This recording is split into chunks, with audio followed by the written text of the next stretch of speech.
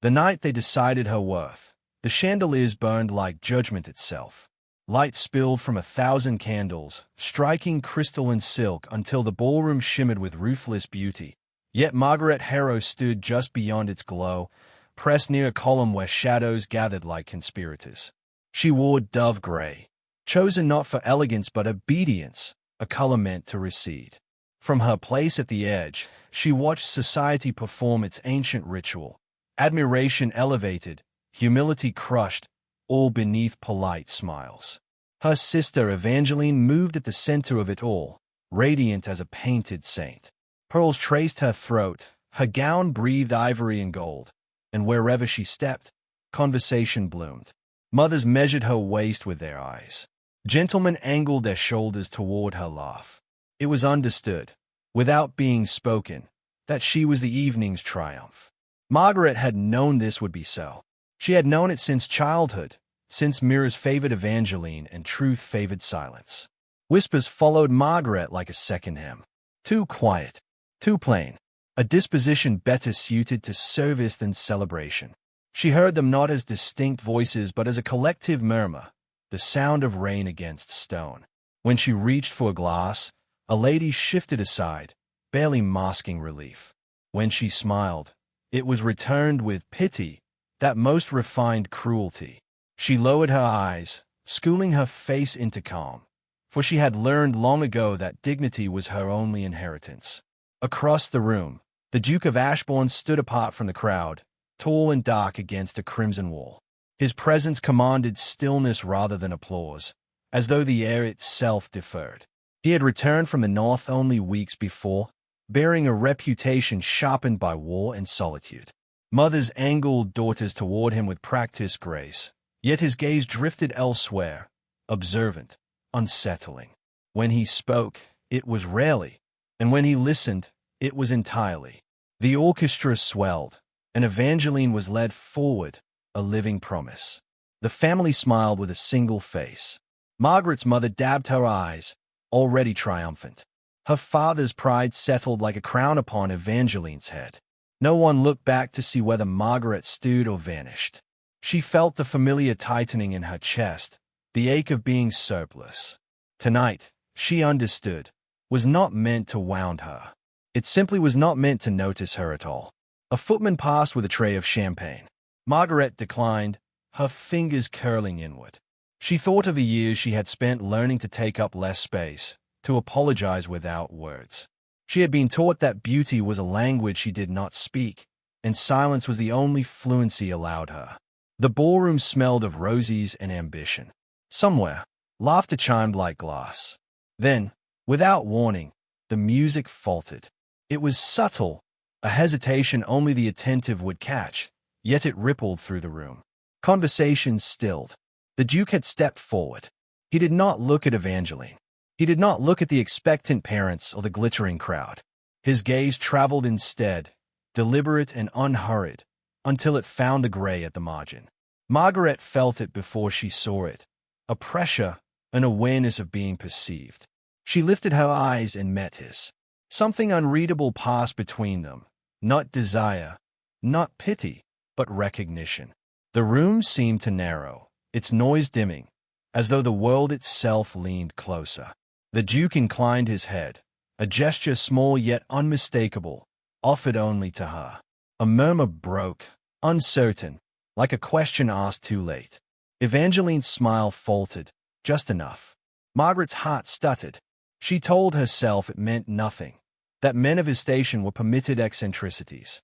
Yet as the Duke turned fully toward her, stepping out of the light meant for another, the truth pressed close and terrifying. For the first time in her life, Margaret Harrow was not invisible, and the attention that found her felt like the opening of a door she had never been allowed to imagine. She became aware of her hands, unadorned, of the faint crease at her brow. She thought of retreating, of yielding the moment back to its rightful owner, but her feet would not obey. Around her, the crowd adjusted, the way a living thing does when its expectations are disturbed. Her mother's fan snapped shut. Her father straightened, confusion hardening into calculation. Evangeline turned at last, following the line of the Duke's attention. and for a heartbeat the sisters' eyes met. There was surprise there, and beneath it something sharper, something like Faye. Margaret looked away first, not from submission but from self-preservation. She had survived by knowing when to lower her gaze. The Duke spoke her name, not loudly, not with command, but clearly, as one might speak a truth aloud to test its weight. The sound of it, shaped by his voice, felt unfamiliar. Margaret's breath caught. No one had ever said her name as though it mattered. She moved then, one careful step forward, the hem of her dress whispering against marble. The distance between shadow and light closed, and with it, something long dormant stirred. She felt the eyes upon her now, sharpened by curiosity, by offense. The room seemed to hold its breath, suspended between certainty and collapse. When she reached him, the Duke offered his arm. It was not a proposal, not yet, but it was an invitation impossible to ignore. Margaret hesitated only a moment before accepting, her fingers light against his sleeve. His warmth grounded her, steady and real. The orchestra did not resume. No one spoke. From the edge of the ballroom, history watched, unsettled. Margaret stood where she had never been meant to stand, aware that whatever lay ahead would not allow her to return unchanged. Above them, the chandeliers burned on, brilliant, as though they sensed that something buried long ago had begun to surface. Forever. In the days that followed the ball, London behaved as though it had been lightly wounded, polite on the surface yet aching beneath. The Duke's attention, once presumed a formality, became a provocation. Carriages paused longer than necessary outside the Harrow residence. Calling cards arrived bearing crests that had never before acknowledged Margaret's existence. She received them with careful hands, her pulse quickening each time the door closed again, as though the world were knocking to ask a question she had not rehearsed to answer. The first token came without spectacle.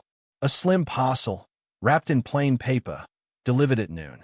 Inside lay a small leather-bound volume of poems, its pages softened by age, a single pressed violet marking a passage. No name adorned it, yet the meaning was unmistakable. Margaret traced the flower with her fingertip, the memory of the Duke's steady gaze returning with unwelcome clarity. She did not read the verse at once. She sat instead, holding the book as though it were a fragile thing, afraid that too much hope might break it. Evangeline noticed the parcel by evening. Her smile remained flawless, but her questions came with edges. Margaret answered carefully, offering nothing to provoke comparison. She had learned that silence was safer than defense. Still, something had shifted. Where once Evangeline moved through the house unquestioned, she now watched, measured, and waited. The sisters' shared past, once predictable, had begun to tilt. Society wasted no time in naming the disturbance. At teas and dinners, Margaret felt herself examined anew. Compliments arrived disguised as astonishment. "You were quite overlooked," one lady murmured, as though confessing a crime. Another remarked upon her composure, implying surprise that such a quality might reside in her. Margaret endured it all with a serenity that felt practiced, yet inside her thoughts churned. Attention, she learned, could bruise as sharply as neglect. The Duke did not appear at every gathering, yet his absence carried its own weight. When he did attend, his gestures were restrained but deliberate. He sought Margaret's opinion on matters inconsequential and profound alike, listening as though her words were not merely decorative. Once, he offered her his cloak when the evening cooled, draping it across her shoulders without ceremony. The wool smelled faintly of smoke in winter. She returned it later with a quiet thank you, her voice steadier than she felt. Rumors gathered momentum. Some claimed the Duke was indulging a whim. Others suggested a calculated insult to the family, a warning delivered through favor. Margaret overheard them all, the conjectures layering themselves upon her thoughts. She feared being the instrument of someone else's rebellion, yet each small kindness unsettled her resolve to retreat. She had not sought this path, but it was unfolding beneath her feet all the same. The second token arrived during a rain-soaked afternoon. A carriage halted abruptly before her as she walked with her maid through Hyde Park. The Duke stepped down, offering no apology for the interruption. In his hand lay a simple silver brooch shaped like a laurel leaf, its veins etched with care. "For your courage," he said quietly, as though the word were an observation rather than a compliment. Margaret accepted it with trembling fingers, aware of the eyes upon them, of the story being written without her consent. That evening, the scandal broke its restraint. A pamphlet circulated among certain circles, hinting at impropriety, questioning the Duke's intentions and Margaret's virtue with equal malice. Her parents confronted her, their concern sharpened by fear of disgrace. Evangeline stood nearby, silent, her expression unreadable. Margaret listened, her spine straight, absorbing accusations she could not refute nor fully understand. She was dismissed with instructions to remember her place. Alone in her chamber, Margaret fastened the brooch at her collar and regarded her reflection. She saw no transformation, no sudden beauty to justify the uproar. Yet beneath the familiar features, something else glimmered, tentative but real. She removed the brooch at last, hiding it in the drawer beside the book, unsure whether she was protecting it from the world or herself. Days later, a letter arrived bearing the Duke's seal. Its contents were brief, formal, yet charged with urgency. He requested her presence at his estate library, citing matters of family history. The phrase unsettled her. History had always been something that happened around her, never to her. As she folded the letter, Margaret sensed that the tokens, the whispers, and the scandal were converging towards something she could no longer avoid, and the certainty of that knowledge left her breathless. She delayed her reply until dusk, pacing the narrow length of her room while the house settled into uneasy quiet. Outside, the city hummed, indifferent to her unrest. She wondered what family history could possibly concern her, wondered why the thought of refusing felt heavier than the threat of compliance. When she finally wrote, her hand was steady, the acceptance brief. Sealing the envelope, she felt as though she had set something irreversible into motion. The following morning, Evangeline intercepted her at the door. There was no anger in her voice, only a brittle politeness that made the words more dangerous. "You must be careful," she said, fingers tightening around her gloves.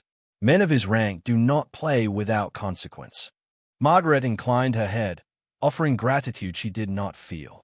As she stepped into the waiting carriage, she sensed her sister watching, measuring the distance between them as though it had suddenly widened. The ride to the Duke's estate was quiet, the wheels striking rhythm against the road. Margaret watched the city give way to bare trees and iron gates, her thoughts circling the same question. What could be buried deeply enough to require courage? And why did she fear that whatever waited within those walls had been shaping her life long before she knew to ask its name? The carriage slowed, and with it her heart, poised between retreat and revelation, trembling at the threshold of truth. The library smelled of old leather and extinguished fire, a solemn place where time itself seemed to hold its breath. Tall windows admitted a gray, filtered light, rain threading down the glass in patient lines. Margaret stood just inside the door, her gloves folded in her hands, aware of every sound she made upon the polished floor. The Duke waited near the hearth, his coat dark, his posture composed, yet something in the stillness between them felt charged, unsettled, as though the room were listening. He did not begin at once. Instead, he gestured for her to sit, the courtesy deliberate, giving her choice where she had so often been denied it. Margaret took the chair opposite him, her back straight, her expression carefully neutral. She had learned that composure was armor, yet here it felt thinner, as if the walls themselves conspired to strip her of pretense. Outside, thunder rolled distantly, a muted echo of what pressed against her chest. "I asked you here," the Duke said at last, his voice low, measured, "because I believe you deserve the truth." The word landed heavily, unsettling her more than accusation might have done. Margaret inclined her head, neither encouraging nor refusing. Truth, she had found, was often a luxury afforded to others. He crossed to a desk and withdrew a leather folder, its edges worn by handling. As he returned, his gaze did not leave her face, as though gauging the cost of what he was about to reveal. "For years," he continued, "I have studied the histories of families who present themselves as immaculate. Appearances endure, but records do not forget. He placed the folder between them, not opening it yet, granting the object its own gravity. Margaret's pulse quickened. She thought of her childhood, of moments that had never quite aligned, of questions brushed aside with impatience. She had been told she asked too much, that curiosity was unbecoming. Now it returned, sharp and ungovernable. "I do not understand," she said softly, the restraint in her tone belying the storm beneath. The Duke leaned forward, his hands clasped. "You were taught not to," he replied, not unkindly. "There are omissions in your family's narrative. Dates altered, names replaced, an inheritance diverted." He paused, allowing the implications to gather. 20 years ago, a decision was made that reshaped 2 lives. The room seemed to contract. Margaret felt a chill trace her spine, though the fire still glowed. She searched his face for cruelty, for triumph, and found neither. What she saw instead was a grave resolve that frightened her more. "Why tell me?" she asked, the question escaping before she could restrain it. "Why now?" "Because silence has already harmed you," he said simply, "and because I could not continue to watch you bear a burden that was never yours." His words stirred something unfamiliar, a fragile anger, a grief she had never allowed herself to name. She had believed her smallness was inherent, an unalterable fact. To imagine it imposed felt both liberating and devastating. She rose without realizing she had done so, moving toward the window as though drawn by the rain. Her reflection hovered faintly in the glass, pale and uncertain. "If what you suggest is true," she said, her voice steadier than she felt, "then everything I have known rests on a lie."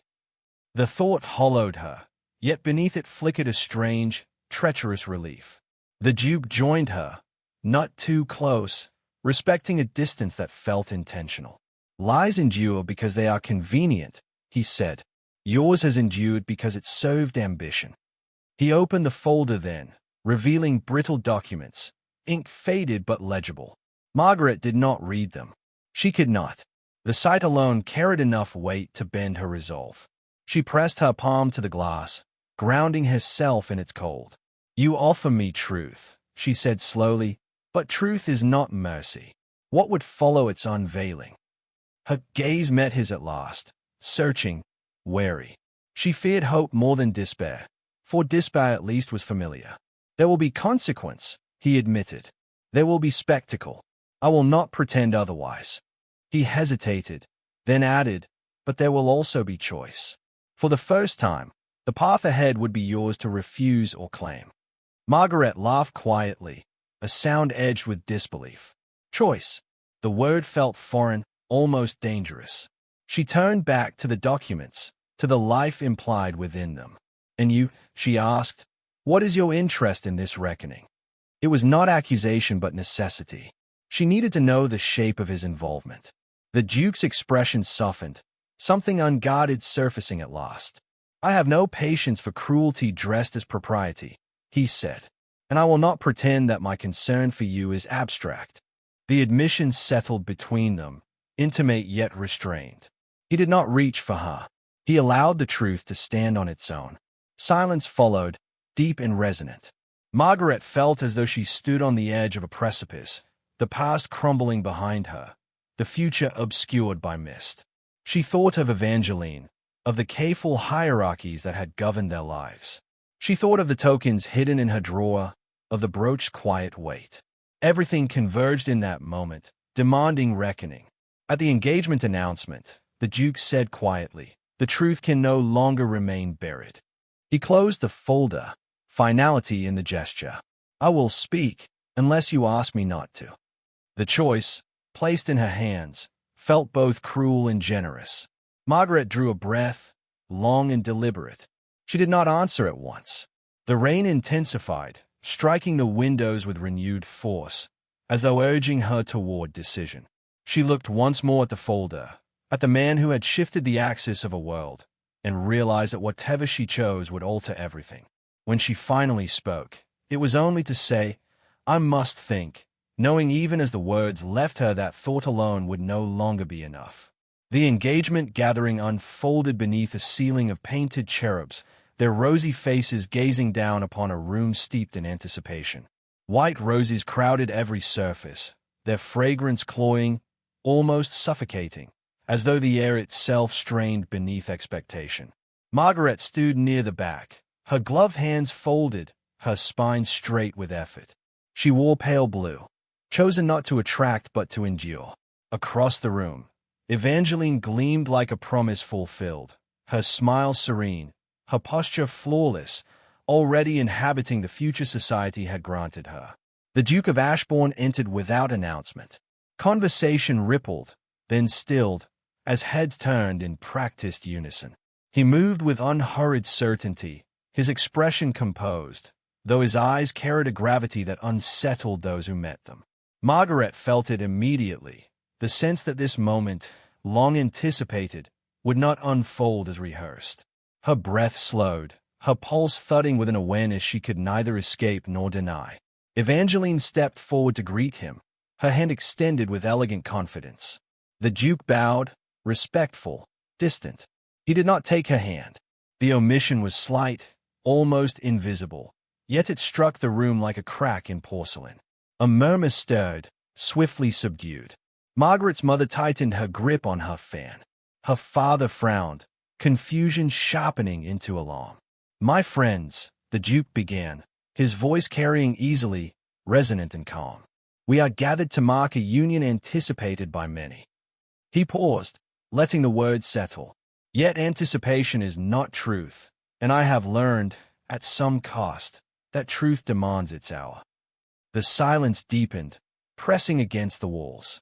Margaret felt every eye shift, searching for meaning, for reassurance. The Duke turned, slowly, deliberately, until his gaze found her. The room seemed to tilt. Margaret's heart stuttered, her composure wavering beneath the weight of sudden attention. "Miss Margaret Harrow," he said clearly. The sound of her name rippled outward, disordered, astonished. Evangeline's smile faltered, a single fissure marring its perfection. "I ask your patience," the Duke continued, "for what I must say concerns not only affection, but justice." He produced the leather folder, its presence unmistakable. A hush fell so complete it felt reverent. 20 years ago, within this very family, a decision was made to preserve beauty and ambition at the expense of truth.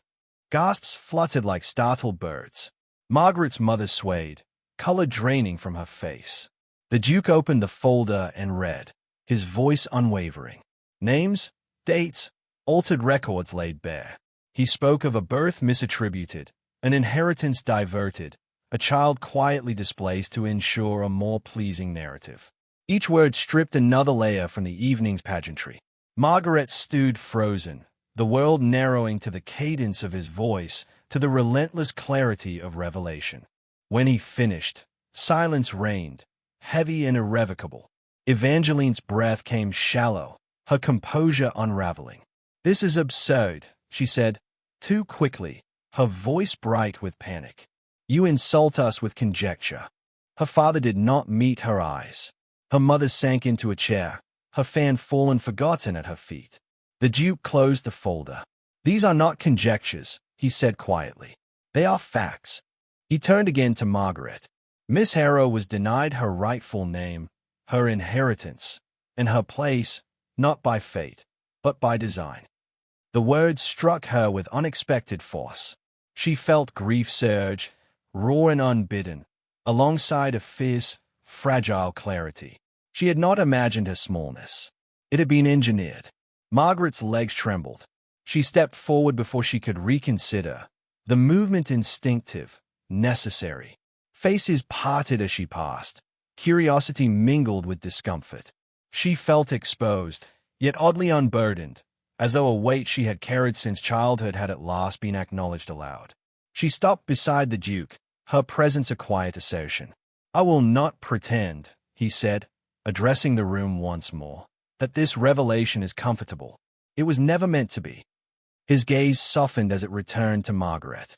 "But I will say this. Worth is not bestowed by ornament or applause. It is revealed by endurance." He offered her his hand, palm open, waiting. Margaret hesitated. The room seemed to hold its breath, suspended between collapse and rebirth. She thought of the years spent diminishing herself, of the lessons learned in silence. She thought of Evangeline, whose life, too, had been shaped by a lie. With a steadying breath, she placed her hand in his. The contact sent a tremor through her, grounding and undeniable. A cry broke from her mother, sharp with regret.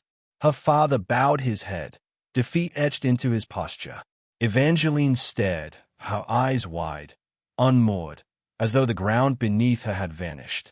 The roses seemed suddenly excessive, their beauty almost cruel. Margaret felt no triumph, only a solemn resolve taking root. The Duke inclined his head toward her, his voice lowered, meant for her alone yet audible enough to carry. "I would have you stand beside me," he said, "not as spectacle, but as equal." The words settled into her, steady and profound. For the first time, the future did not feel imposed. Whispers surged, unchecked now, the room fracturing into factions of disbelief and dawning understanding. Margaret stood at the center of it, strangely calm, aware that her life had cleaved into before and after. She had been seen, named, claimed by truth.